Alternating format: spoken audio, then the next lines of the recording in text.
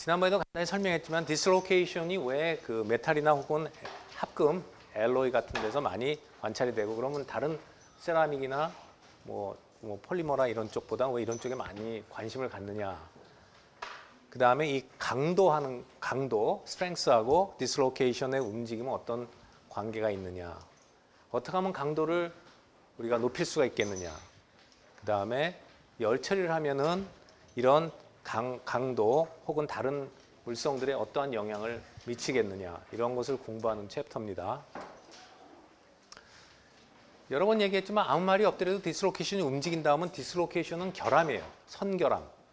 원디멘셔널 디펙트이기 때문에 결함이라는 것은 완벽한 데서 문제가 생기는 거기 때문에 결정을 내포하고 있어요. 그러니까 디스로케이션 하면 이미 결정 속에서 얘기해요. 비정질의 디스로케이션이 없어요. 디스로케이션을 얘기하는데 비정질을 생각하고 있다 하면 그건 잘못된 거예요. 이미 결정을 얘기하고 있어요. 그래서 플라스틱 데포메이션, 소성 변형은 이 디스로케이션이 움직이면서 시작이 된다. 우리가 그 포인트를 yield strength 혹은 yield stress라고 한다고 그랬어요. 자, 그럼 왜 메탈에서 이게 중요하고 메탈이나 알로이에서 중요하냐 하면은 여기처럼 오늘 전반부에 계속 보겠지만 이 디스로케이션이 움직이는 플레인을 이제 슬립 플레인, 그 다음에 움직이는 방향을 슬립 디렉션이라고 하는데 이게 가장 크로스펙트한 면을 따라서 그 다음에 크로스펙트한 디렉션으로 움직여가요. 근데 알다시피 메탈릭 결합은, 금속 결합은 굉장히 크로스패킹을 하고 있어요.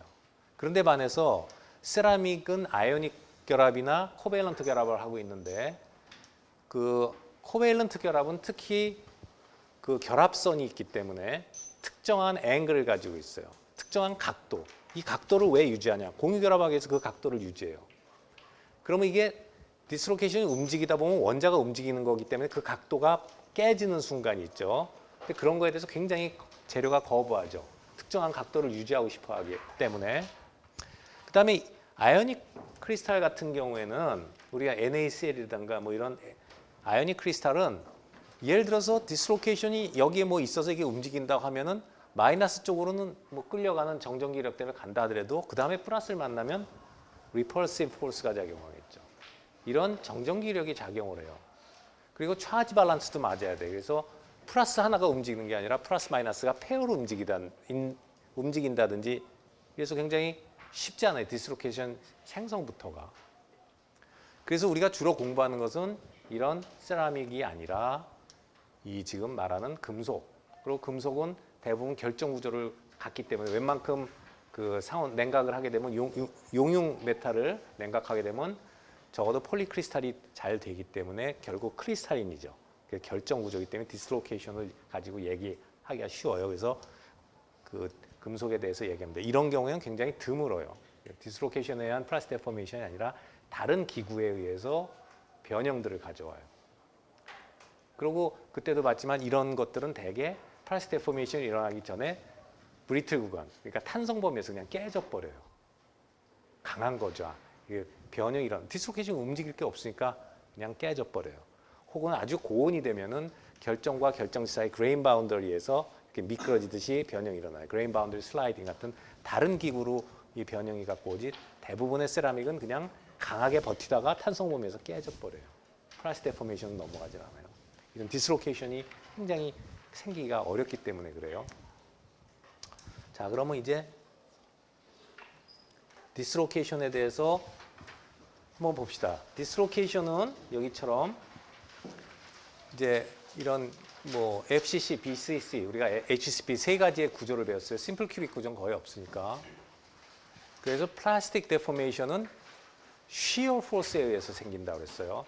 텐사일 포스나 컴프레시브 포스가 아닌 인장이나 압축이 아닌 shear에 의해서 디스로케이션을 움직일 수 있다고 그랬어요. 자, 그래서 이 디스로케이션이 어떻게 움직여가는가를 모식도로 그렸는데 한번 우리가 이런 상상을 해봅시다. 여기가 이제 다 움직이고 나서 디스로케이션이 여기 있죠. 보이죠? 이제 엣지 디스로케이션이 여기 있는 게 보이죠? 나머지는 결합을 다 하고 있는데 여기 쐐기 같은 게 엑스트라 하이프 플레인, 책받침 같은 게 꽂혀 들어가 있어요. 여기 뜬 게 움직여가서 밖으로 빠져버렸죠. 디스로케이션이 움직여서 밖으로 빠지면 완벽한 크리스탈이 되면서 다시 돌아오지를 못해요. 그래서 이만큼 처음에 이런 모양이 완전히 다른 모양이 됐죠. 그죠? 그래서 돌이킬 수 없는 변형, 플라스틱 데포메이션이 생긴 거예요. 자, 뭐 결과가 이건데 우리가 요런 데라고 생각을 해봐요. 요런 데라고 생각을 해요. 이제 여기 완벽한 크리스탈을 생각해서 우리가 지하철을 생각해 봅시다. 지하철을 아침에 나도 매일 타고 다니는데 이게 지하철의 바닥면이에요. 지하철 위에 손잡이가 있죠. 10,000원 지하철이에요. 근데 손잡이에 하나씩 사람들이 이렇게 타고 있다고 합시다. 매달려 있어요. 여기 하나씩 다 매달려 있어요. 근데 어떤 사람이 끼어들었어요. 중간에. 자, 이 상태예요. 지금 디스로케이션 상태죠. 그래서 사람들이 이렇게 다 손잡이를 하나씩 들고 이 바닥면에 서 있는데 이 사람 하나가 끼어들어왔어요. 중간에. 불안하죠, 이 사람. 근데 쉬어 포스라고 해서 이쪽에서 밀어요. 이쪽에서 이렇게 밀어요. 바닥이 상대적으로 고정돼 있고 위쪽을 밀다 하면 누가 탔어요. 그럼 힘을 받아서 밀리죠. 그러면 여러분도 생각할 때 이 사람이 손잡이를 못 잡고 있다가 딱 밀리면서 이쪽 손잡이를 잡게 되면 이 사람이 밀리게 되겠죠. 그죠? 그럼 이 사람이 또 밀리니까 이 사람이 일로 붙으면은 또 다음 사람이 손잡이 다음 걸 잡게 돼요. 그래서 맨 마지막 사람은 전동차 사이로 밀려나갔어요. 손잡이를 못 잡고. 자, 이게 일종의 디스로케이션의 무브먼트예요. 디스로케이션은 저런 식으로 갑니다. 그래서 이렇게 끼어있대. 여기 엑스트라 에너지가 있죠. 어떤 엑스트라 에너지가 있는데 여기에 결합을 못하고 있던 게 옆에 원자하고 결합하면서 이게 끊어지는 거죠. 근데 이게 단계적으로 하나씩 일어나는 거예요. 차례. 그래서 쭉 전파돼 가는 거예요. 다음 사람. 그래서 다음 원자 해서 빠져나가 버리는 거죠. 그래서 요게 처음에 힘을 주면은 밀렸다 말았다 할 때가 일라스틱 데포메이션 구간이에요. 그런데 yield strength 이상을 주면 이게 액티베이션 배리어를 넘어서 탁 넘어가게 되는 거죠. 그러면 이게 탁 하면 이놈도 넘어가서 차례대로 나가서 저렇게 빠지게 되는 게 yielding이 일어나는 거예요. 이 그림을 지금 지하철로 설명을 했는데 굉장히 지하철로 설명하면 다음에 것도 이해하기가 좋아요. 그래서 우리가 이렇게 이 바닥면, 이 디스로케이션이 움직여가는 이 면을 우리가 슬립 플레인이라고 불러요. 플레인. 그 다음에 이렇게 움직여가는 방향을 슬립 디렉션이라고 해요. 원자가 움직여가는 방향. 그래서 그 플레인과 방향을 짝으로 우리가 조금 이따 보이는 슬립 시스템이라고 그래요. 슬립 시스템이라고 하면 플레인과 방향의 짝이에요. 이것들이 아무 데로나 움직일 수 있는 게 아니라 선호하는 면과 방향을 따라서만 움직여요. 디스로케이션은. 그 조건이 맞아야 돼요. 자, 이해가 되겠죠? 엣지 디스로케이션 어떻게 빠져나가는지. 그리고 이렇게 빠져나가면 결과로 남는 것은 버거 스펙타만큼. 그러니까 가장 근접한 원자죠. 원자 간의 간격이 되겠어요. 그 버거 스펙타만큼의 변형이 생겨요. 그럼 이렇게 되면은 완전한 크리스탈이 됐기 때문에 거꾸로 오질 못해요. 완전하게 됐죠. 그래서 디스로케이션이 빠져나가면 저런 플라스틱 데포메이션, irreversible이죠. 돌아올 수 없는 recoverable한 그런 변형이 생기는 게 소성 변형이다 했어요. 뭐 그래서 예를 들어서 애벌레, 그러니까 캐터필라 같은 게 어떻게 움직여가나 할 때도 이게 만약에 캐터필라가 애벌레 같은 게 이 배를 다 대고 동시에 움직이려면 굉장한 저항이 필요해요. 에너지가 굉장히 필요하죠. 근데 이렇게 여기가 디스로케이션, 이걸 띄워놨어요. 그러면 이게 파동처럼 점점 가서 이렇게 한 마디가 움직여가는 게 훨씬 편하게 쉽게 갈 수 있어요. 그러니까 예를 들어서 모든 원자를 갖다가 한꺼번에 딱 끊어서 움직이려면 굉장히 많은 에너지가 필요해요. 그러나 디스로케이션이 있으면 이건 불안전하기 때문에 옆으로 탁탁탁 움직여가기가 훨씬 편해요. 그러니까 아까 여기서도 보면 여기서 디스로케이션이 일로 하나 움직여가면 이 상태는 이 상태와 똑같잖아요. 그러니까 역시 이게 에너지가 있으면 여기서 열로 붙기는 굉장히 쉬운 거예요. 그러니까 더 낮은 에너지로 이런 완벽한 데서 이게 만약에 끊어져서 일로 움직인다고 생각하면 훨씬 많은 에너지가 필요하겠죠. 동시에 끊어져서 오려면. 이게 훨씬 편하다고. 더 낮은 에너지로 원자의 이동이 가능해요. 그래서 이것도 마찬가지로 이 마디가 있는 데를 이렇게 보여주거나 또 다른 예를 들 땐 양탄자를 끄는 걸 얘기하죠. 넓은 양탄자를 바닥에 놓고 이렇게 끌려면 마찰 때문에 잘 안 끌려요. 근데 양탄자를 옮길 때 이렇게 해서 파동을 하나 만들어주면 이게 쭉쭉쭉쭉 움직이면서 한 파동 그 간격만큼씩 쉽게 움직여져요. 그런 게 같은 예로 설명을 합니다. 자, 조금 전에 봤던 이제 디스로케이션 이제 모션이 있는데요. 디스로케이션 모션을 보면 디스로케이션은 along slip plane 아까도 말한 것처럼 슬립 플레인을 따라서 움직이고 in straight direction perpendicular to edge dislocation line. 자, 엣지 디스로케이션에서는 이 슬립 디렉션이 엣지 디스로케이션 라인하고 수직 방향으로 움직여간다. 뭐 이런 좀 복잡하지만 우리가 배운 디스로케이션은 순수한 엣지하고 순수한 스크류 디스로케이션. 물론 일반 디스로케이션 거의 뭐 99.99%가 이런 순수한 건 없어요. 다 믹스 디스로케이션인데 어쨌든 공부하기 위해서 퓨어한 엣지 디스로케이션과 퓨어한 스크류 디스로케이션을 보면 우리가 여기서 딱 세 가지 방향이 나와요. 뭐냐면 이 타우. 이거는 쉬어 스트레스니까 스트레스는 방향이 벡터가 있어요. 방향이에요. 그래서 지금 이 면에 평행한 방향으로 아래 위가 이제 이렇게 밀린 거죠. 이런 쉬어 포스를 받는 거예요. 쉬어 스트레스를. 자, 이거의 방향과 디스로케이션의 라인의 방향이 있죠. 여기선 엣지 디스로케이션은 디스로케이션의 라인 방향이 이 힘의 방향하고 수직으로 돼 있죠. 그 다음에 스크류 디스로케이션에서는 디스로케이션 라인의 방향이 이 쉬어 포스 스트레스 혹은 포스의 방향하고 어때요? 평행이죠. 여기는 디스로케이션 라인이 이렇게 가 있죠. 전화번호 같은 걸 이렇게 반쯤 찢었다고 생각해요. 그럼 여기 이쪽은 다 완벽하고 여기 요 이후부터 아래 윗면이 어긋나 있죠. 그래서 디스로케이션 라인은 그때도 봤지만 이쪽에 평행으로 있습니다. 그 다음에 마지막으로 볼 게 뭐냐면 변이 혹은 버거스 벡터예요. 자, 버거스 벡터는 이게 뭐 벡터가 이렇게 돼 있는지 이렇게 돼 있는지 모르지만 하여간 어쨌든 이 디스로케이션 라인하고 버거스 벡터 방향은 수직이죠. 엣지 디스로케이션에서. 스크류 디스로케이션은 평행이에요. 자, 그러면 보세요. 뭘 보냐.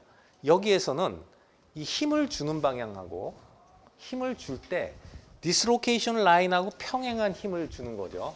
혹은 스트레스를 주는 거죠. 그때 디스로케이션 라인은 어느 쪽으로 움직여가나요? 디스로케이션 라인은 여러분이 전화번호부를 이렇게 반쯤 이렇게 한 거를 해서 여기까지 이렇게 아래 윗면이 단층이 져 있는데 이거를 쭉 밀면 디스로케이션 라인이 어느 쪽으로 움직이죠? 저쪽으로 움직이죠. 여기서 디스로케이션은 일로 움직여갑니다. 그래서 디스로케이션이 완전히 빠져나가면 이 라인이 이 재료의 밖으로 빠져나가면 이런 단층이 생기죠. 그리고 이 단층의 크기는 버거스 벡터만큼이 될 거예요. 자, 엣지 디스로케이션은 어때? 이렇게 밀면 아까 사람이 여기 끼어 있는데 손잡이를 잡고 있는데 쫙 밀리면 디스로케이션 라인이 이렇게 움직이죠. 라인의 수직 방향으로 타우를 따라서 움직이죠. 이것은 디스로케이션 라인이 타우하고 수직 방향으로 움직이죠.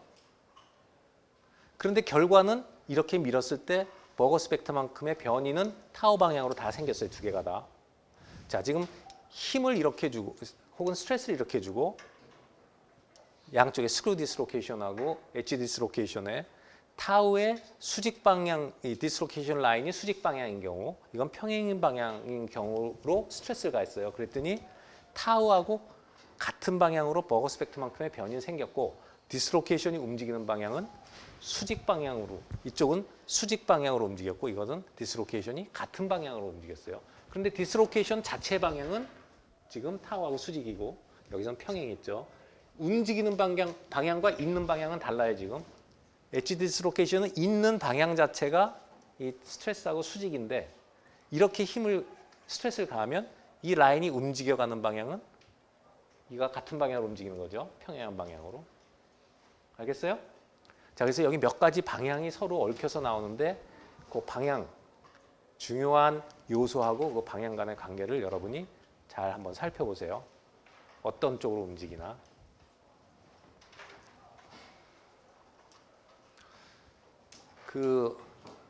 이제 이게 스트렝스닝 메커니즘을 배우는 챕터이기 때문에 이제 관계도 되는데 이 디스로케이션이 하나 있다고 생각하면 아까 지하철로 생각하면 아주 편해요. 여기가 어떤 지하철 바닥면인데 어떤 사람이 끼어 있다 그러면 이 옆에 사람들은 어때요? 저쪽 사람이 끼어 있으니까 어때요? 컴프레시브 포스를 받죠? 밀리잖아요. 끼 있죠, 이렇게. 쐐기가 들어왔으니까. 여긴 컴프레시브 포스예요. 스트레스를 받아요. 이 아래쪽은 어떨까요? 디스로케이션 아래는 사실은 이렇게 그려놨지만 약간 이게 쐐기를 끼었으니까 원자들이 좀 벌어져 있는 상태니까 뭐예요? 벌어져 있다는 것은 스트레스를 가한 거죠. 무슨 스트레스를 가했냐면 텐션을 가했죠. 텐사일을 이렇게 벌리는 힘. 압축이 아니라 잡아당기는 텐션을 받고 있어요. 여기는. 이걸로 뒤로 갈수록 텐션의 힘은 점점 약해지겠죠. 그래서 디스로케이션이 하나 있으면 여기 디스로케이션이 있으면 요 위쪽은 컴프레시브 스트레스를 받고 요 밑에 있는 원자들은 텐사일 스트레스를 느끼고 있어요. 왜? 이 디스로케이션 하나 때문에. 그래서 이런 스트레스 필드가 생깁니다. 디스로케이션이 하나 있는 데는 디스로케이션 이건 물론 그 스크류 디스로케이션이 아니고 엣지 디스로케이션이에요. 엣지 디스로케이션이 스크류 디스로케이션은 좀 여러분이 아까도 봤지만 보기가 좀 쉽지가 않아요. 엣지 디스로케이션은 훨씬 더 명확하게 머릿속에 들어와요. 지하철에 이렇게 끼어 있다고 생각을 하면 쐐기라고 생각을 하면 그래서 보통 설명을 다 엣지 디스로케이션 갖고 설명을 해요. 그 엣지 디스로케이션을 보면 여기 엑스트라 하프 플레인 있으면 여기 컴프레시브 여기가 텐사일이에요. 만약에 이게 네거티브 엣지가 있다. 네거티브라는 건 뭐예요? 거꾸로 이쪽에 엑스트라 하프 플레인이 끼어 있는 거죠. 그러면 이쪽은 텐사일 스트레스를 받게 됐고 이쪽에 있는 원자들은 거꾸로 컴프레시브를 받아요. 자, 그러면 이런 일이 가능하겠죠. 이 디스로케이션이 멀리 두 개가 떨어져 있는데 두 개가 다 이쪽에 파지티브 엣지예요. 위쪽에 엑스트라 하프 플레인이 있어요.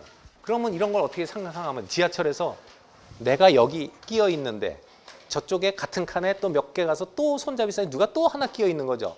자, 그러면 혼자 있을 때보다 만약에 여기 혼자 있을 때 일로 밀리면 내가 가려고 할 텐데 저쪽에 하나가 또 이미 끼어 있다 그러면 어때요? 같은 스트레스에서 밀려가지 않겠죠. 왜 그래요? 이쪽에 이미 컴프레시브 스트레스가 있기 때문에 더 반발할 거예요, 저쪽에서. 그래서 여기서는 리펄시브 포스가 작용합니다. 서로 밀어내려고 그래요. 왜 그러면 저쪽에도 끼어 있어서 여기 있는 이게 하나 끼어 있으면 이쪽에 원자들이 밀려 있는데 이쪽에 또 있어서 이쪽으로 밀려고 하니까 굉장히 힘들죠. 반대로 밑에도 똑같아요. 이게 리펄시브니까 이제 이런 리펄시브 포스가 작용하는데 예를 들어서 여기 밑에처럼 사인이 반대다. 파지티브 엣지하고 저쪽엔 네거티브 엣지가 있다. 이럴 때는 어떨까요? 이쪽은 텐션을 받죠. 잡아당기는 힘을 받잖아요. 이쪽은 컴프레션을 받죠. 원자들이. 그 서로 가까이 오면 덜어낼 수 있죠. 여기에 텐션하고 여기 컴프레션이 합쳐서 컴펜세이션 될 수 있잖아요. 이 밑에도 마찬가지죠. 여기 텐션이면 여기 컴프레션이니까. 이럴 때는 어트랙티브 포스가 작용. 그러니까 서로 잡아당기려고 그래요. 잡아 끄는 힘이 생겨요. 그러니까 내가 여기 끼어 있는데 저쪽에 넓은 자리가 있으면 내가 그쪽으로 피해 가고 싶잖아요. 지하철에서도 그죠? 내가 여기 끼어 있는데 저쪽에 손잡이가 하나 비었어요. 내가 가고 싶겠죠? 그래서 파지티브하고 네거티브가 이렇게 같은 슬립 플레인 상에 있으면 서로 어트랙티브 포스가 작용하고요. 같은 슬립 플레인 상에 같은 사인의 디스로케이션이 있으면 서로 리펄시브 포스가 작용합니다. 서로 밀어내려고 해요. 이런 이제 스트레스 필드가 있는 거를 여러분들이 이제 따로 뭐 물리 금속이라는 이런 데서 공부를 하게 될 거예요. 굉장히 복잡해요. 그래서 이런 디스로케이션이 있고 없고 해서 막 서로 갈라올 때 디스로케이션이 뭐 밀어내기도 하고 이러면서 재료가 이제 가다가 걸리기도 하고 이러면서 재료가 강해지고 하는 거예요. 디스로케이션이 많이 생기면. 이거 말고도 슬립 플레인이 다를 때는 어떠냐. 이거하고 약간 차이가 날 때 서로 미냐 안냐 이런 걸 갖고 뭐 45도 선을 그려서 그 안에 올 때는 잡아당기 뭐 이런 그런 공부를 나중에 여기 말고 하게 될 거예요. 그래서 이게 지금은 여기는 공부를 하기 위해서 가장 기초적으로 같은 슬립 플레인 상에 있는 두 디스로케이션을 비교했지만 슬립 플레인이 다를 수도 있죠. 이게 이쪽에서 하나 오고 이쪽에서 밑에 면을 따라갈 수도 있고. 예를 들면 이게 111면이다 그러면 111면은 여러 군데 있을 테니까 저쪽에서 올 수도 있고 이쪽에 갈 수 있을 때 여기 파지티브면 어떻게 되느냐. 이런 것들이. 왜 그러냐면 이쪽에 파지티브면 이 밑은 텐션이고 이쪽은 엑스트라 하프 플레인이 있으니까 이쪽은 컴프레션이거든요. 그러니까 두 개가 오고 싶은데 또 그 위를 보면 둘 다 서로 밀어내잖아요. 그래서 45도 선을 갖고 이제 기준이 돼서 더 당기냐 미냐 이런 것들을 또 공부하고 그래요. 어쨌든 이 정도만 알아두면 될 것 같아요. 그럼 이제 슬립에 대해서 한번 공부를 해봅시다.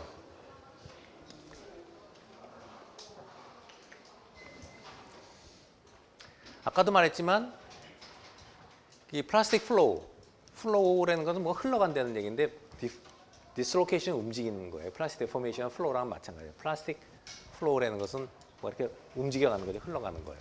변형이 오는 건데 usually occurs by slip along certain crystal plane. 어떤 특정한 면을 따라서 이게 진행을 해요. 디스로케이션 움직여요. 아무 면이나 가는 게 아니라 어떤 또 특정한 방향을 따라서.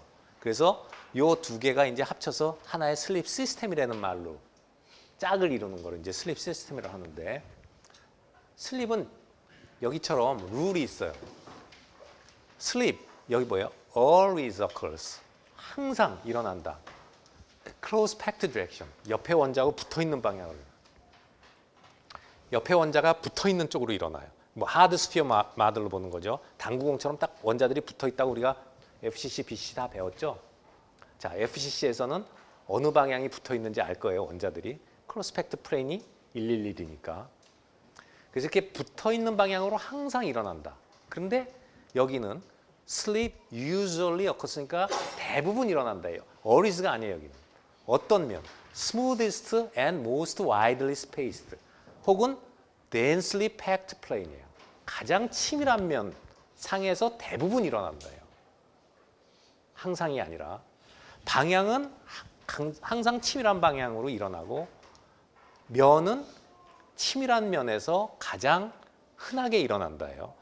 그때 이걸 공부하기 위해서 설명했어요. 결정구조 배울 때 뭐라고 그랬냐면 치밀한 면은 면과 면 사이의 거리가 가장 넓게 떨어져 있다고 그랬죠.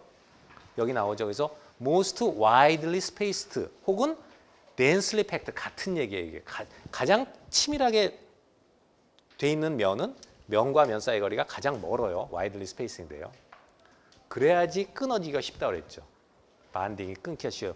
그거 포텐셜 에너지 커브로 생각하면 금세 머리에 들어올 거예요. 그러나 but this rule is not always obeyed. 항상이 아니라 대부분이 그렇다고 그랬어요. 그래서 그때 뭘 배웠냐면 크리스탈 스트럭처에서 플레인 덴시티도 공부를 했고요. 그 다음에 어떤 선상의 라인 덴시티도 계산했죠. 어떤 선에 몇 개 원자가 들어오나 하는 것도 시험 문제도 중간고사에도 면 덴시티도 냈지만 그런 걸 공부했어요. 왜? 이런 거하고 연관이 돼요. 어떤 면이 가장 치밀한 면이고 어떤 방향이 가장 그 면 중에서도 치밀한 방향이냐. 그래서 결정 구조를 공부한 거예요. 미리. 이게 룰입니다. 그래서 그러면 FCC에서 한번 볼까요?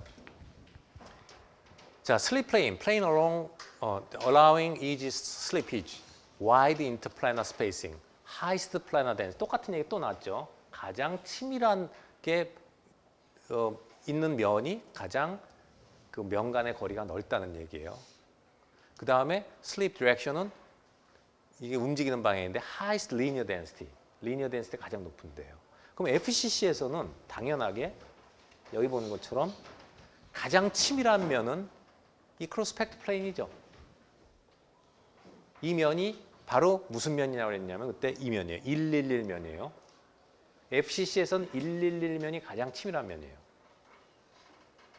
BCC에서는 어떤 면이에요? 가장 치밀한 면이에요. 110면이 가장 치밀해요. 자, 어쨌든 FCC에서는 111면이 가장 치밀하고 가장 치밀한 방향은 이 방향에 있죠. 혹은 이 방향이겠죠. 혹은 이 방향이에요.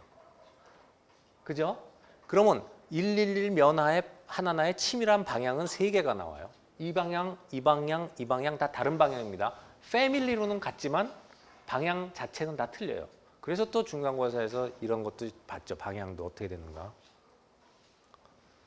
자, 그러면 여러분이 결정 구조를 배웠기 때문에 이거를 알아야 되는데 FCC slip occurs on 111 요 중괄호를 쳤다는 것은 family of plane이죠.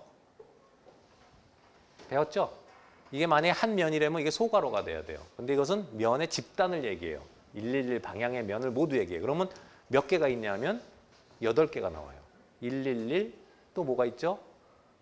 1바 11, 1, 1바 1, 11 1바, 1바 1바 1, 1, 1바 1, 1바 1, 1바 1바, 1바 1바 1바 8개가 나와요. 8개 중에서 예를 들면 1바 1바 1과 11 1바는 같은 면을 반대로 본 거예요. 뒤집어 본 거죠. 모든 면에다 전체적으로 이제 그 반대가 되게 하면은 똑같은 면이 나오니까 예를 들면은 1바 1바 1면은 여기다가 전체를 씌우면 1바가 되겠죠. 이거는 중심에서 볼 때 이렇게 보고 이렇게 보는 거랑 같은 면이에요. 다른 면들은 다 각도가 틀려요. 그래서 결과적으로 8개 중에 면은 4개만 나와요.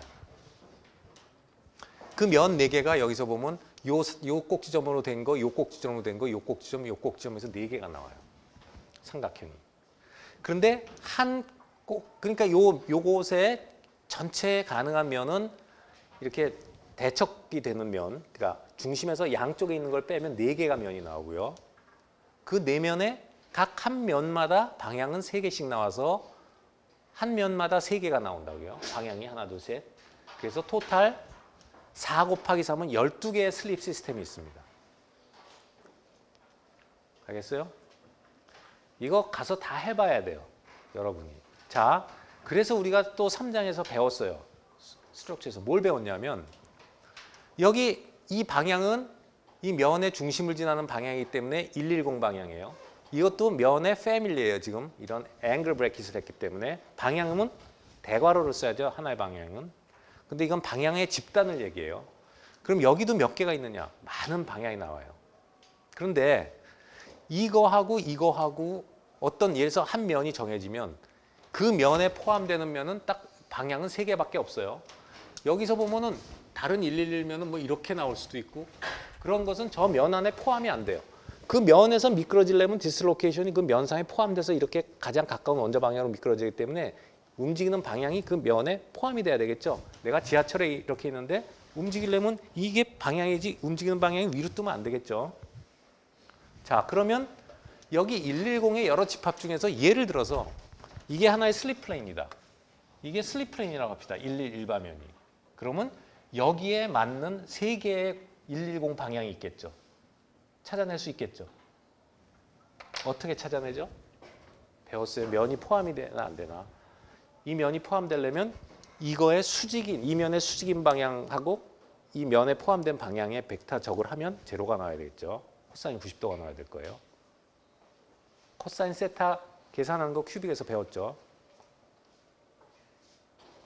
그래서 내가 계속 복습을 하라고 그랬는데 그 3장을 모르면 이거 지금 무슨 얘기인지 몰라요.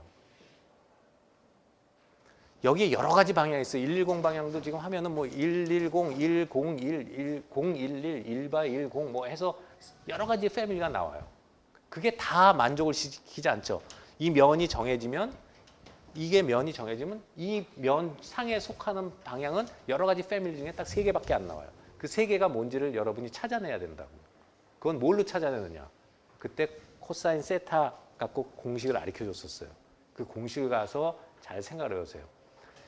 어떤 면의 방향이 포함되려면 이 면의 수직인 방향, 이 면의 수직인 방향은 바로 111바가 되겠죠.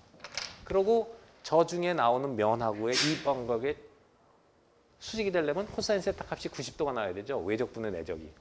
내적분의 외적이. 그런 걸로 해서 찾아내야 돼요. 그러니까 어떤 111면 뭐 이런 게 정해졌는데 어떤 110 방향은 이 면에 포함되지 않고 이렇게 가는 방향이 있다. 이런 거는 슬립 디렉션이 안 돼요. 이 면에 포함되어야 되기 때문에 내가 이렇게 미끄러져야 되기 때문에. 알겠죠? 3개가 나올 겁니다. 그래서 면은 4개. 각 면마다 방향은 하나, 둘, 3개. 여기서도 방향이 이렇게 가는 방향과 이렇게 가는 방향은 같은 방향이에요. 방향도 면하고 똑같아서 예를 들어서 110 방향과 1바 0 방향은 똑같은 방향이에요. 하나를 이렇게 봤다면 하나 이렇게 본 방향이죠. 그래서 방향이 3개 나와요. 면 하나당. 그래서 12개의 슬립 시스템이 있습니다. BCC하고 HCP는 물론 달라지죠. 그래서 그 다음 페이지에 보면 테이블에 나와 있는데 굉장히 복잡한데요.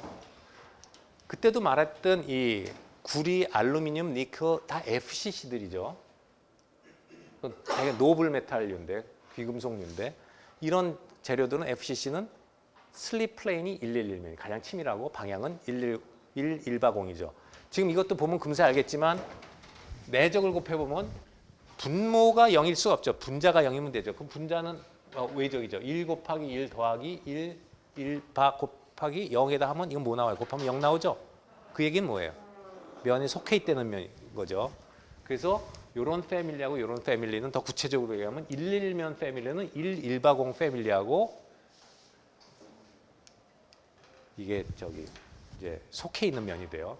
그래서 넷 곱하기 셋해서 12개가 나와요. 그다음에 이제 바디 센터드 큐브 BCC는 뭐 알파 철, 뭐 텅스텐, 몰리브덴 뭐 이런 게 다 있는데 여기 보면은 이상한 슬립 플레인들이 나와요. 그리고 110면을 가서 보면 110면이 어떻게 생겼는지를 가서 그려보세요. 일부 안 그려줍니다. 여러분이 복습을 해야 되기 때문에 111면은 크로스펙트 플레인이지만 110면은 크로스펙트 플레인이 아니에요. 원자들이 다 닿아 있지 않아요. 크로스펙트 디렉션은 나옵니다. 크로스펙트 디렉션은 다 이 방향이에요. 대각선 방향이에요. 바디 센터이기 때문에. 크로스펙트 디렉션은 항상 지켜지지만 이 면은 안 지켜진다고 그랬죠. 항상 크로스펙트 플레인은 아니라고 그랬어요. 그래서 이렇게 보면 이런 경우의 수가 나면 이거하고 반대니까 똑같이 12개 나와요. 이거 뭐 12개 나와서 이게 훨씬 많아서 여기서 슬립이 잘 일어날 것 같지만 이런 거는 극히 드물게 나옵니다. 이것도 이게 다 나오질 않아요. 왜? 크로스펙트 플레인이 아니기 때문에 슬립이 일어나기가 이거보다 어려워요.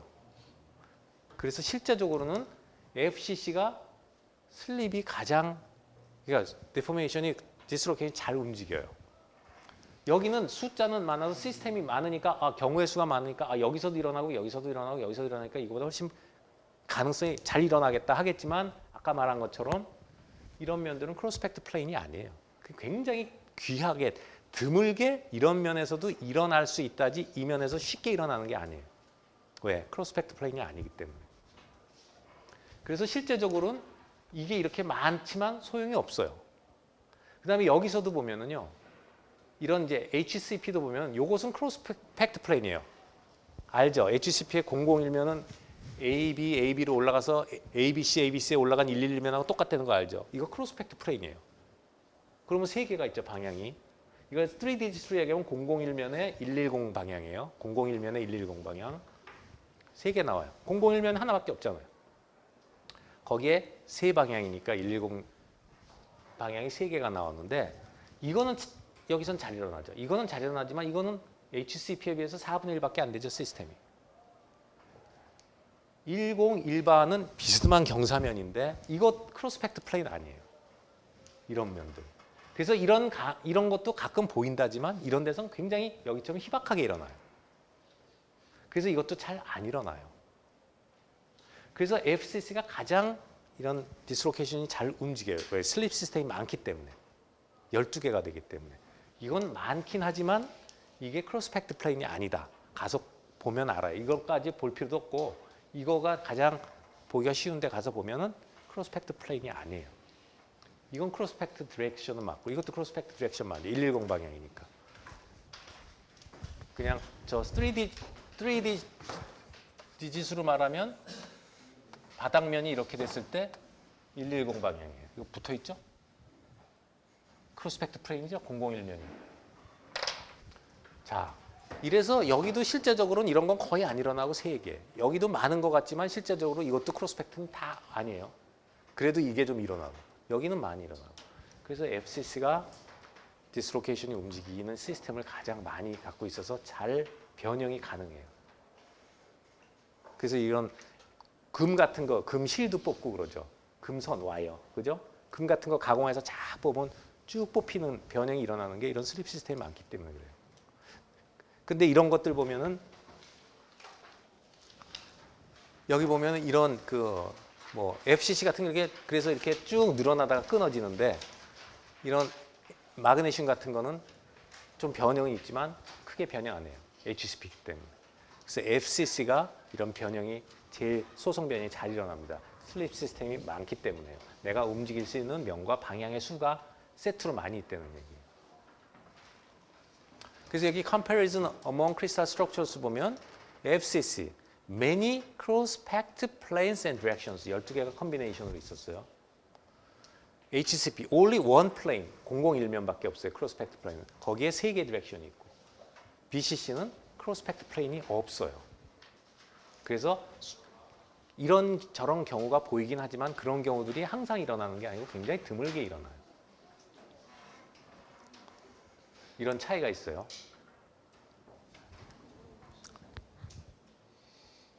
자, 디스로케이션에 대해서 점점 공부를 좀 더 해보시죠. 굉장히 디스로케이션이 중요해요. 그러니까 전위라고 그러는데 우리나라 말로 이 전위론이라는 게 하나의 과목이에요. 이 디스로케이션만 공부하는 거예요. 디스로케이션에 대해서. 왜? 이걸 이해해야지 소송 변형을 이해하니까. 자, 한번 그럼 디스로케이션의 덴시티에 대해서 공부합시다. 디스로케이션이 재료에 얼만큼 몇 개가 있느냐 정의를 해야 될 거 아니에요. 쉽지 않겠지만. 그래서 좀 가정을 해봐요. 디스로케이션 덴시티는 정의를 어떻게 하냐면 어떤 부피 중에 디스로케이션의 전체 길이입니다. 좀 단위가 좀 이상하죠. 부피분의 길이니까 세제곱센티미터분의 센티미터 혹은 미터 삼성분의 미터인데 보통은 세제곱센티미터 센티미터로 하는데 결국은 이거 나눠지면 뭐가 돼? 제곱센티미터 중에 뭐죠? 자, 그러면 예를 들어서 단면적이 이쪽 면적이 A고요. 이 면적이 A예요. 앞면적이 A. 그리고 저쪽 길이가 L이라고 하면 부피는 A 곱하기 L이죠. 그죠? 앞에 면적이 A고 길이가 L이니까.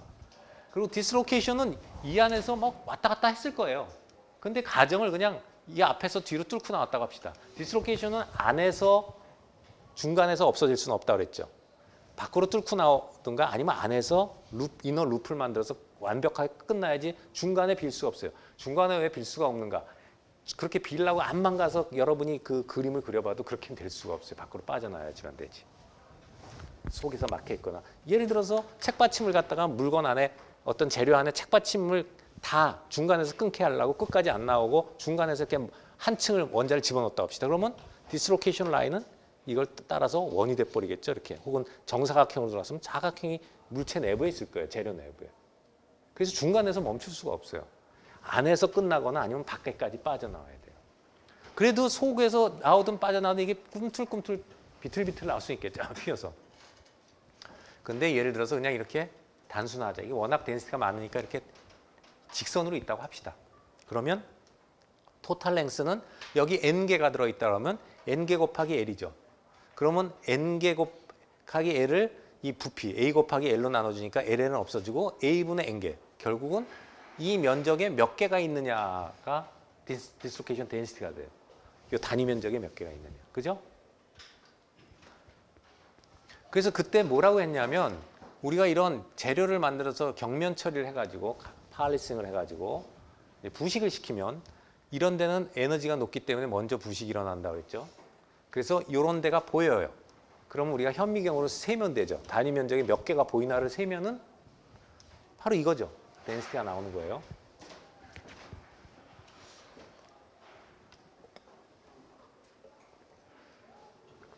요 다음 페이지에 조금 머리를 여러분이 써야 되는 퀴즈 같은 게 나와요. 자, 조금 더 복잡하지만 가서 보면은 당연한 건데 뭐 디스로케이션을 이렇게 그렸지만 이거 까맣게 그렸지만 이게 그냥 점으로 봐도 돼요. 점으로. 그러면 예를 들어서 덴시티가 n이라고 합시다. 그 얘기는 뭐예요? L 곱하기 L 면적 중에 n개가 있다는 거죠. 디스로케이션이. 이 면적에 n개가 들어가 있어요. 근데 뭐 디스로케이션이 여기저기 있겠지만 아이디얼하게 봐서 이게 등간격으로 있다고 하면 등간격으로 있다고 하면 여기가 n개가 있다는 얘기는 한 줄로 루트 n개씩 있죠. 루트 n개 곱하기 루트 n개 하면 이 안에 n개가 있는 거죠. 그 다음에 디스로케이션과 디스로케이션의 하나 길이의 간격을 스몰 l이라고 해요. 여기 스몰 l이라고 해요. 그러면 이 길이는 l은 이 스몰 l 곱하기 루트 n개가 되어 있죠. 이쪽으로 루트 n개가 있으니까 루트 n개 곱하기 한 개 간격을 l을 하면 이 전체 길이가 나올 거 아니에요. 그럼 여기 보면 덴시티는 l 제곱분의 n인데 l이 루트 n 곱하기 l의 제곱분의 n이죠. 그러면 l 제곱분의 1이 나와요. 그래서 여기에 덴시티를 알게 되면은 L하고 로우의 관계, 이 덴시티가 단위 면적당의 개수니까 L은 디스로케이션 간의 평균 거리는 루트 로우분의 1이 나오죠. 이런 식이 성립합니다. 그래서 단위 면적에 몇 개가 있냐를 알면은 그거를 루트를 씌우면 디스로케이션 간의 평균 거리가 얼마냐 하는 거를 계산할 수가 있어요. 요거는 퀴즈 같은 데 가서 보면은 뭐 그렇게 어렵지 않아요. 그래서 그럼 재료 내부에는 디스로케이션이 얼마나 있느냐? 엄청 천차만별이에요. 요 센티미터 제곱이 일로 빠졌네. 일로 가야 될 게. 근데 이걸 보면 여러 가지 가공 조건, 그때 말했죠. 공정에 따라서 같은 소재라도 굉장히 달라진다고 해서 그 테이블에서도 우리가 볼 때 텐사일 스트렝스 같은 거 다 달라졌었어요. 그때 무슨 hot rolled, cold worked 뭐 이런 말이 나왔죠. 뭐 quenched and annealed 뭐 이런 게 나왔는데 역시 여기도 여러 가지 조건을 주어지고 있어요. heavily cold worked metal, 이것은 낮은 온도에서 6.2, 0.3 TM 이하에서 heavily cold worked니까 cold work이라는 것은 가공을 낮은 온도에서 했다는 거거든요. 낮은 온도가 무슨 영하 이런 게 아니라 6점의 한 보통 3분의 1 이하예요. 그러니까 한 600도 뭐 K로 하면은 600도 안 되겠네요. 한 5, 600도 정도일 거예요. 그러면 그런 데서 가공한 거예요. 근데 헤빌리 했다니까 심하게 잡아당기거나 변형을 심하게 시킨 재료예요. 그런 데는 디스로케이션이 면적당 엄청 많이 있죠. 10의 11승에서 10의 12승계가 있어요. 디폼도 그냥 일반적으로 가공했어요. 하면은 10의 8, 9승 정도가 있어요. 어니일드 메탈이면 이렇게 가공한 걸 갖다 열 처리를 한 거예요. 열을 가하는 거예요. 이 챕터의 마지막에 가면 이 열을 아까 봤죠. 히팅이 어떤 영향을 주느냐. 그 히팅을 하면 무슨 일이 생기는가. 디스로케이션 많이 없어져요. 그런 걸 공부했는데 어쨌든 열 처리를 해가지고 디스로케이션이 줄어들었어요. 그리고 이제 예를 들어서 이런 디폼드 메탈보다는 얼마 안 들었지만 헤빌리 콜드 워크드 메탈을 갖다가 열 처리하면 많이 줄어들죠. 10,000분의 1 정도 이상. 그 다음에 세마이 컨덕터는 무결점이에요. 거의. 그러니까 디스로케이션이 거의 없어요. 실리콘 같은 경우에는 요새는 디스로케이션 없게 만들어요. 디스로케이션 있으면 전자가 이동하는데 방해를 하니까 어쨌든 무결점으로 거의 디스로케이션 프리를 만들어요. 그 다음에 위스커라는 것도 지난번에 배웠죠. 위스커라는 것은 3장에서 배웠는데 단결정이에요. 저것은 고양이 수염이라는 말을 했는데 저거는 결점이 하나도 없어요. 그래서 디스로케이션이 없어요. 위스커는 이렇게 성장할 때 스파이럴로 이렇게 그 테라스를 따라서 쭉 자라는데 어쨌든 위스커라는 것은 단결정 덩어리예요. 결함이 거의 없어요. 굉장히 강한 재료예요. 디스로케이션이 없으면 어때요? 강하죠. 재료가 휘지도 않죠. 휘긴 하지만 탄성 변형은 하지만 소성 변형은 안 해요. 그냥 엄청 강하다가 끊어져 버리죠. 부러져 버리죠. 디스로케이션 없으니까 소성 변형을 못 하죠. 완벽한 결정이에요. 단결정.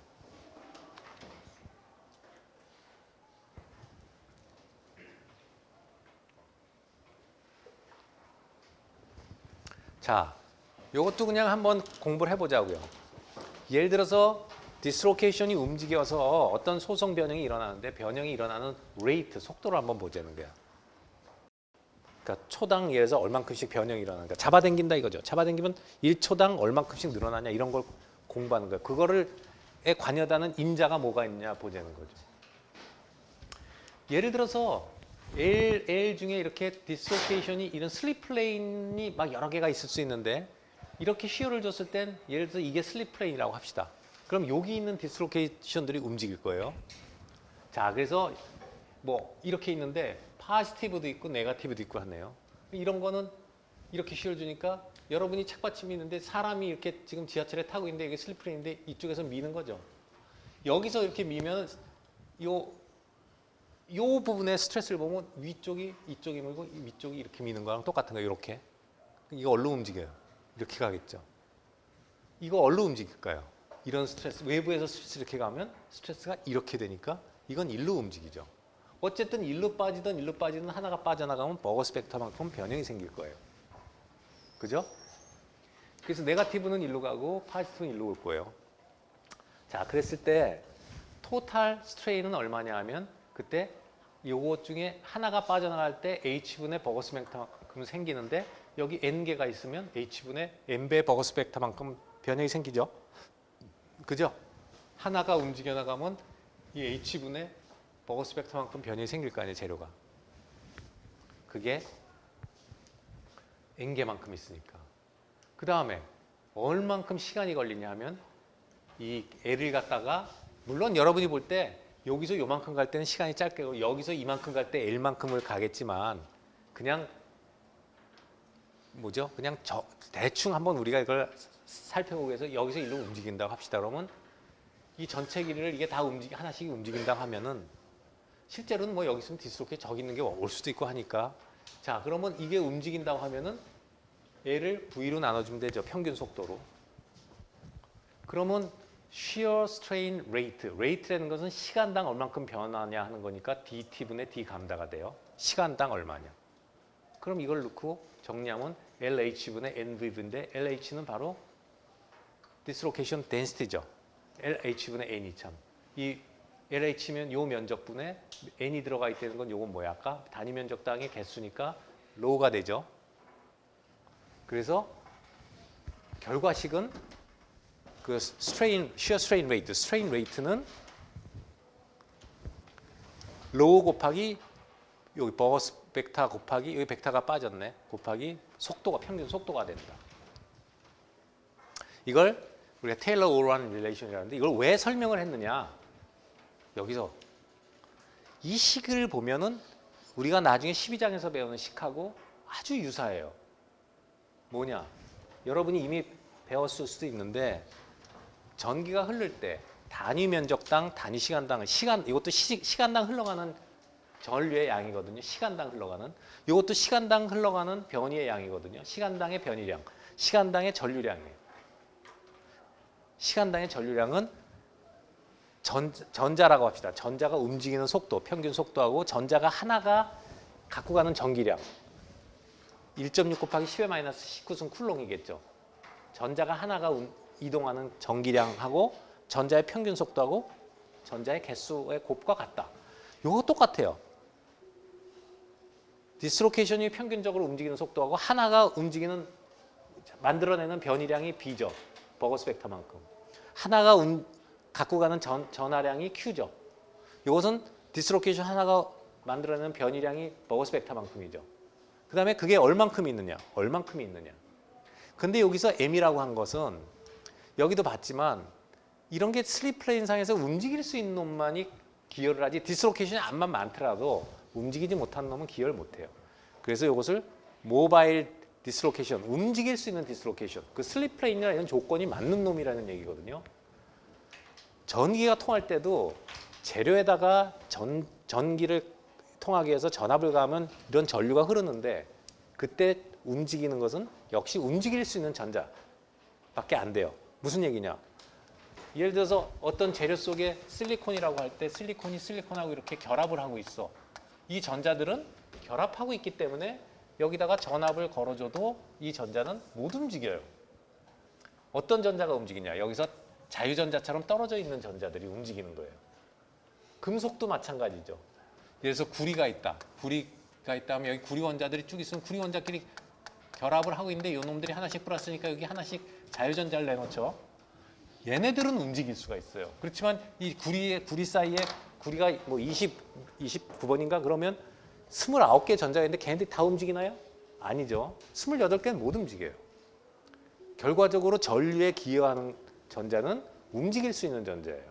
마찬가지로 디스로케이션에서도 이것이 모든 덴시티가 아니라 움직일 수 있는 디스로케이션이 전체 변이를 결정한다 하는 면에서 요식과 요식은 아주 유사해요. 그래서 나중에도 이런 식이 나오니까 한번 공부할 겸 책에는 없지만 테러 오라니케이션 한번 소개한 거예요. 싱글 크리스탈에서의 슬립을 얘기합시다. 이것도 그때 얘기했어요. 지난 시간에 얘기했는데 바로 지난 시간이죠. 우리가 이게 싱글 크리스탈이라고 어떤 재료가 있는데 외부에다가 여기 뭐 컴프레셔를 줬지만 인장도 마찬가지예요. 텐션을 줬어요. 그럼 여러분이 이게 만약에 싱글 크리스탈 뭐라고 하면 잡아당기면 이게 싱글 크리스탈 뭐 카파라고 합시다. 잡아당기면 늘어날 거예요. 늘어났다는 것은 플라스틱 데포메이션이 일어났죠. 그런데 그때도 말했지만 이것은 지금 이면에 수직인 스트레스를 가한 거예요. 이렇게 당겨도 마찬가지고. 내가 여기 이렇게 서 있는데 수직인 힘을 가한다고 해서 내가 옆으로 빠져나가지 못해요. 엣지 디스로케이션 생각해 봅시다. 엣지 디스로케이션 아까 스크류도 마찬가지지만 텐사일에 의해서 쉬어 스트레스에 의해서 움직이지 텐션이나 컴프레션에 의해서는 얘가 안 움직여요. 그런데 이렇게 힘을 가해도 이게 늘어났다는 얘기는 뭔가 움직여서 변형을 갖고 왔다는 얘기는 어떻게 텐션이나 컴프레션을 주는데 디스로케이션이 움직이냐 이거죠. 디스로케이션은 쉬어에 의해서 움직이는데 그 이유는 비록 이렇더라도 이면에는 수직이지만 이 크리스탈 안에는 무한히 많은 면들이 있는데 이런 면들에는 디스로케이션이 있을 수가 있고요. 그 다음에 이런 면들이 슬립 플레인일 수가 있죠. 그러면 이런 성분이 이 면에는 수직으로 내려오더라도 이 면에는 쉬어 성분이 생긴다는 거죠. 그 성분 때문에 이런 면에서 밀려나가면서 변형을 가져온다는 걸 지난 시간에 얘기했어요. 그래서 밖에서는 외형상으로는 우리가 텐션이나 컴프레션을 가했지만 재료의 어떤 면은 임의의 면에서는 항상 그거에 쉬어 성분을 갖게 나타나는 거죠. 그거에 대해서 공부를 해보는 거예요. 그래서 그때도 했지만 이건 그때 했던 거랑 똑같아요. 여기다가 단면적이 A에다가 F라는 로드를 가하면 텐션을 가했네요. A분의 F, 스트레스가 A분의 F죠. 이것은 엔지니어링 스트레스예요. 그런데 어떤 임의의 면을 보면은 이 각도를 갖고 있는 면에 대해서는 우리가 이렇게 이 쉬어 스트레스가 생긴다는 거죠. 쉬어 스트레스가 타우가 시그마 코사인 람다 코사인 파이만큼 해서 여기 람다는 예를 들어서 어떤 면, 이 힘과 이 방향 간의 이게 슬립 디렉션이라면 슬립 디렉션 간의 각도를 여기 람다라 했고 파이는 이 면과 임의의 면이 서로 만나는 각도를 갖다가 우리가 파이라고 하면 이런 식이 성립되는 건 지난 시간에 했죠. 그래서 여기서 새로운 용어가 나오는데 이걸 resolved shear stress라고 그래요. 그래서 R, resolved shear stress, 타우 R을 써놓은 거예요. 타우 R.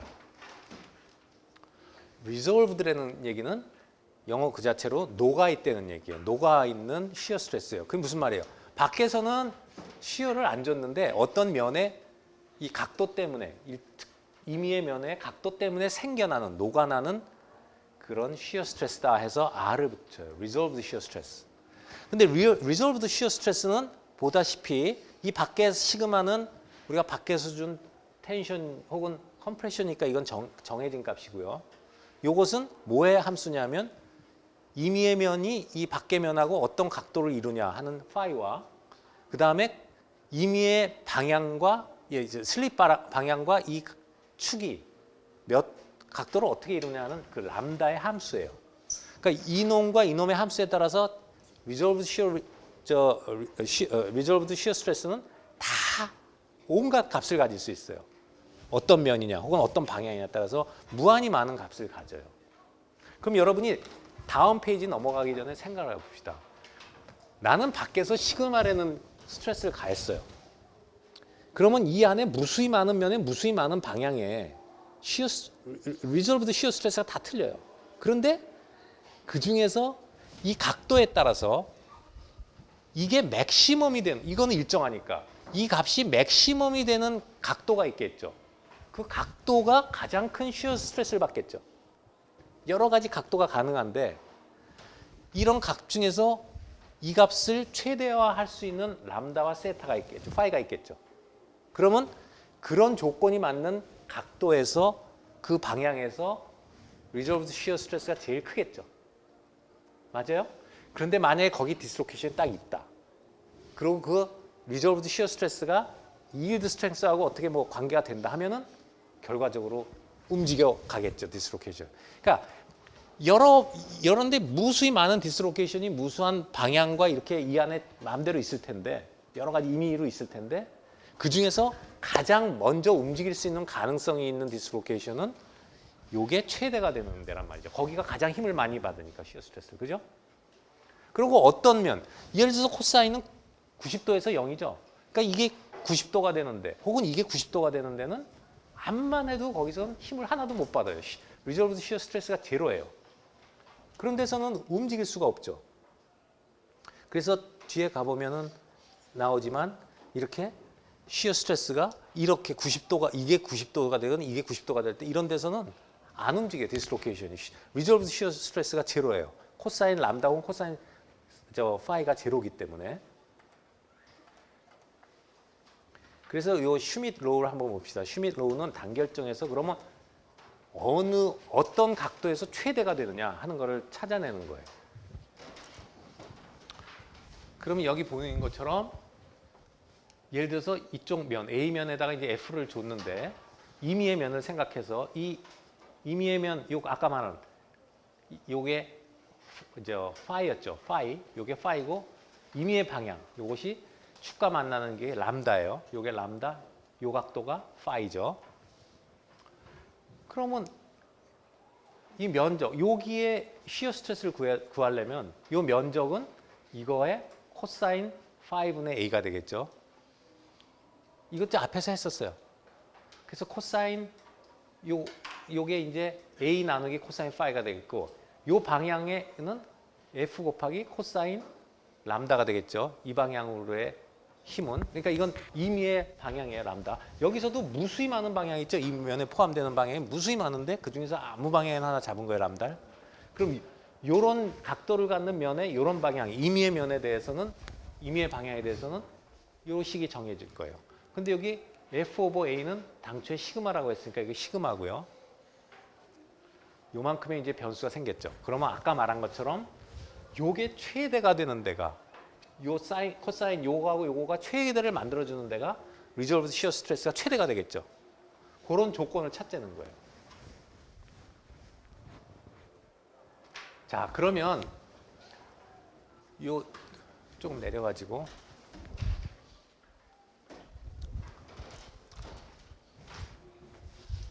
예를 들어서 시그마를 얼마를 여기 가했는데 우리는 이 재료에다가 만약 스트레스 스트레인 커브를 그려서 저 위에서 잡아당긴다고 합시다.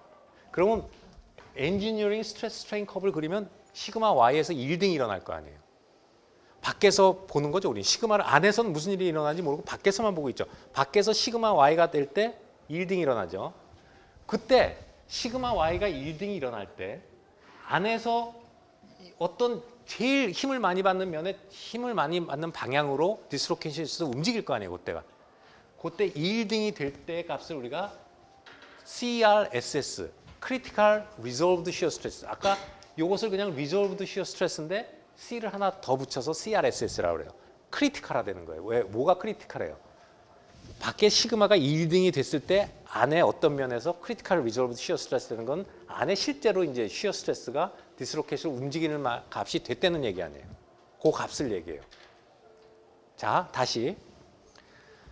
혼동하지 말게요. 밖에서 우리가 인장 시편에 아까 시편 보였지만 잡아당긴다는 거는요. 그거는 면에 노멀한 값을 준 거예요. 그죠? 그럼 시그마는 절대 시그마 자체는 절대 디스로케이션을 못 움직여요. 그러나 우리가 측정하는 건 뭐예요? 시그마만 측정하고 있죠. 시그마를 플랫하잖아요. 시그마 대 입실론 해가지고 스트레스 스트레인 커브를 그리는 거예요. 그래서 거기서 뭘 잡아요? 아, 일드 스트렝스가 나타난단 말이에요. 그거는 일드 스트렝스지 실제 디스로케이션이 움직이는 스트레스하고는 달라요. 왜? 디스로케이션은 쉬어 스트레스에 의해서 움직이지 그 텐사일 스트레스에 의해서 움직이지를 못하거든요. 자, 그러면 밖에서 우리가 보는 건 시그마인데 1등이 일어났다는 얘기는 뭔가가 안에서 디스로케이션이 움직였죠. 그때부터 움직이죠. 어떤 조건에서 움직였어요? 바로 그때 움직였다는 것은 아주 기가 막힌 조건이 맞는 놈이 움직이기 시작했다는 거 아니에요. 그게 어떤 거예요? 그걸 찾아내기 위해서 지금 각도를 보고 있지만 그 조건을 Critical Resolved Shear Stress라고 정의하는 거예요. 1등이 일어날 때 거기에 해당하는 shear 스트레스가 뭐냐면 Critical Resolved Shear Stress다. 그러면 어떤 임의의 각도에 의해서 이 값이 정해지는데 이 값이 최대값을 갖는 게 요거가 됐을 때부터 1등이 일어나겠죠. 요게 조건을 만족시켜서 요게 최고가 안 돼 있는 데서는 이 값이 아직 도달 안 하면 일어나지 않을 거 아니에요. 요거부터 일어날 거 아니에요. 제일 힘을 많이 받는 거.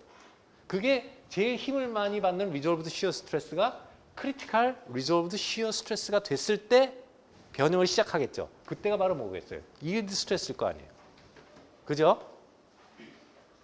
그래서 Yield Stress는 여기서 보면은 이 식에서 요게 2일등이 일어나려면 요게 2일등이 일어날 때면 요것이 크리티컬 리졸브드 시어 스트레스가 된단 말이에요. 이 맥시멈 값이 그거에 도달해야 될 거 아니에요.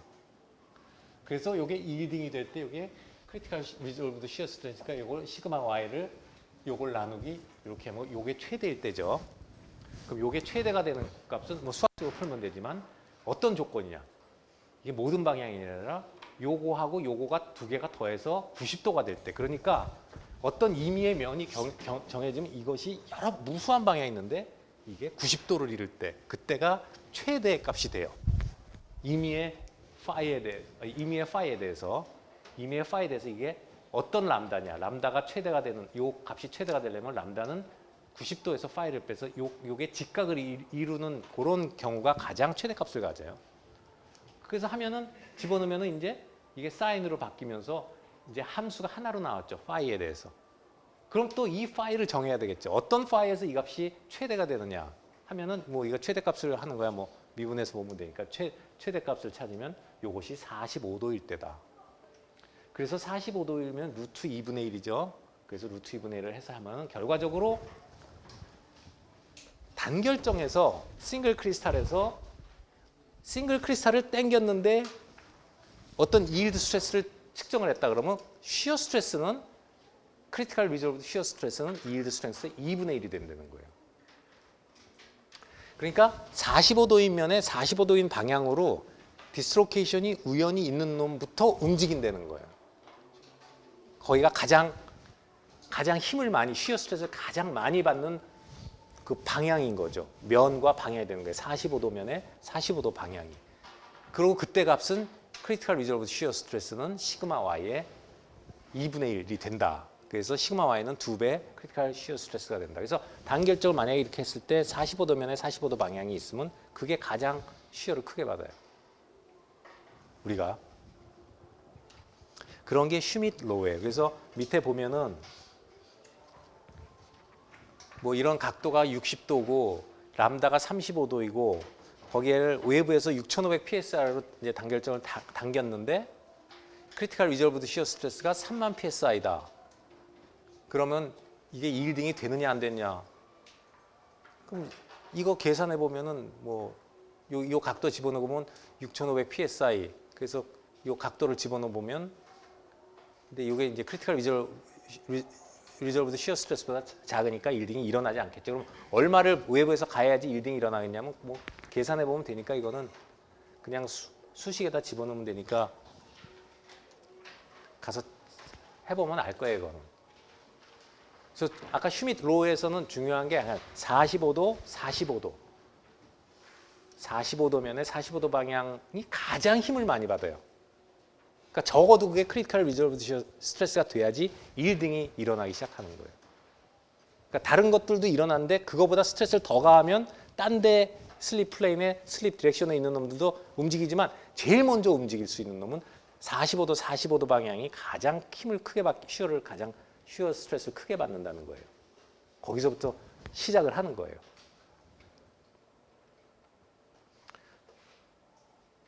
그래서 아까 본 것처럼 여기 이런 경우 45도일 때가 이제 맥시멈이고 나머지 이런 경우는 힘을 못 받아서 여기서는 플라스틱 데포메이션, 디스로케이션이 못 움직이죠. 그리고 이 중간에서는 이거보다 이제 작은 힘을 받겠죠.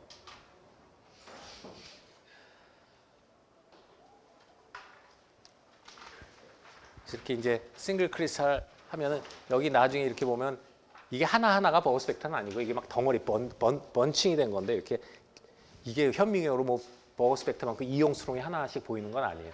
이게 무수히 많은 뭐 그 버거 스펙터들이 뭉쳐가지고 이렇게 스텝을 한 것처럼 실제로는 이게 징크인데 이렇게 늘어나서 외형으로는 그냥 늘어난 것 같지만 그걸 현미경으로 들여다보면 이렇게 잘게 45도 방향으로 이렇게 슬립이 일어난 것들이 이렇게 보이는 그런 증거가 보이는 거예요. 이렇게. 근데 이거 하나가 버거 스펙터는 아니고 그게 막 버거 스펙터 뭐 수백 개, 수천 개 이렇게 뭉친 거가 이렇게 스텝처럼 보이는 거예요. 그래서 실제로 이런 일이 일어나서 밖으로는 매끈하게 늘어난 것처럼 보이는 거죠.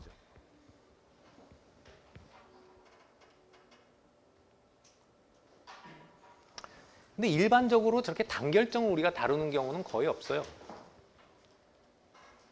그래서 일반적으로 하는 건 다 폴리크리스탈이에요. 다결정이에요.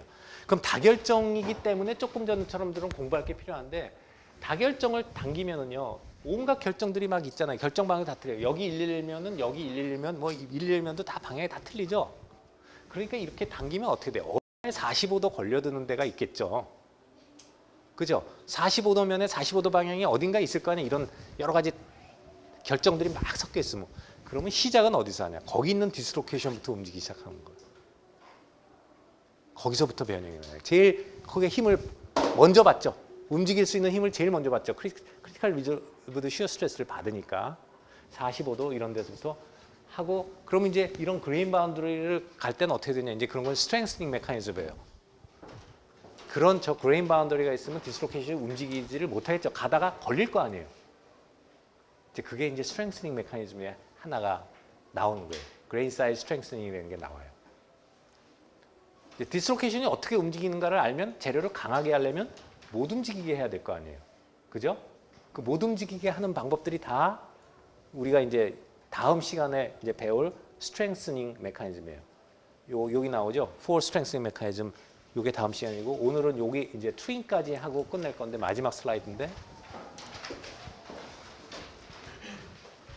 지금까지는 디스로케이션만 얘기를 했는데 사실 변형을 갖고 오는 것 중에 이렇게 트윈도 있다고 그랬어요. 트윈 그때 배웠죠? 여기 보면 트윈 거울면이 생겼는데, 이런 재료, 이렇게 이건 이제 어떤 재료가 쭉 있었죠. 결정질이 있었는데 힘을 이렇게 가했더니 이쪽이 쭉 주저앉은 거예요. 이쪽이 쭉 주저앉은 거.